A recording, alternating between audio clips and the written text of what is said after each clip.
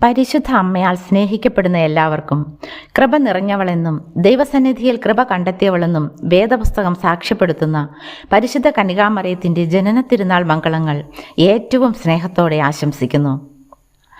അപമാനവും ആകുലതയും നിറഞ്ഞ വിശുദ്ധ അന്നയുടെയും യോവാക്യമിൻ്റെയും ജീവിതത്തെ അനുഗ്രഹമാക്കി മാറ്റിയത് പരിശുദ്ധ അമ്മയുടെ ജനനമാണ്. 3-ാം വയസ്സിൽ ദേവാലയത്തിൽ സമർപ്പിക്കപ്പെട്ട മേരി ദൈവകാര്യങ്ങളിൽ മാത്രം വ്യാപൃതയായി താൻ ജീവിച്ച ഇടങ്ങളെ പ്രകാശിപ്പിച്ചു. ഇതാ കർത്താവിൻ്റെ ദാസി, നിന്റെ വാക്കുകൾ എന്നിൽ നിറവേറട്ടെ എന്ന് പ്രത്യുത്തരിച്ചുകൊണ്ട് ദൈവപിതാവിൻ്റെ തിരുഹൃദത്തിന് വിട്ടുകൊടുത്ത് മാനവവംശത്തിൻ്റെ സഹരക്ഷകയായി മാറി.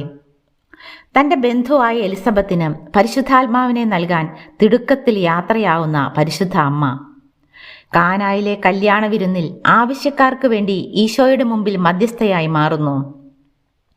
കാൽവരിയിലുടനീളം ഈശോയോടൊപ്പം കൈവിടാത്ത മാതൃസാന്നിധ്യമായി നിലകൊള്ളുന്നു പരിശുദ്ധ അമ്മ.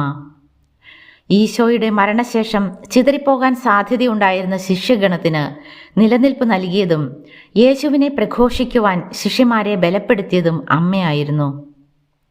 ഇന്ന് സർവ്വലോകത്തിൻ്റെയും രാജ്ഞിയായി നിലകൊള്ളുന്ന പരിശുദ്ധ അമ്മയുടെ ജീവിതം അമ്മമാരായ നമുക്കും മാതൃകയും പ്രചോദനവുമാണ്. ഇന്ന് കുടുംബങ്ങളിൽ അഥവാ സമൂഹത്തിൽ സ്നേഹത്തിൻ്റെയും സാഹോദര്യത്തിൻ്റെയും വീഞ്ഞ് തീർന്നു തുടങ്ങി എന്ന് തിരിച്ചറിയുമ്പോൾ പ്രാർത്ഥനയിലൂടെ ബലം നൽകാനും ദൈവഹിതം നിറവേറട്ടെ എന്ന ഭാവത്തോടെ ആയിരിക്കാനും അമ്മ നമ്മെ സഹായിക്കട്ടെ. ഒരിക്കൽ കൂടി പരിശുദ്ധ അമ്മയുടെ ജനന തിരുനാൾ മംഗളങ്ങൾ നേരുന്നു. നന്ദി.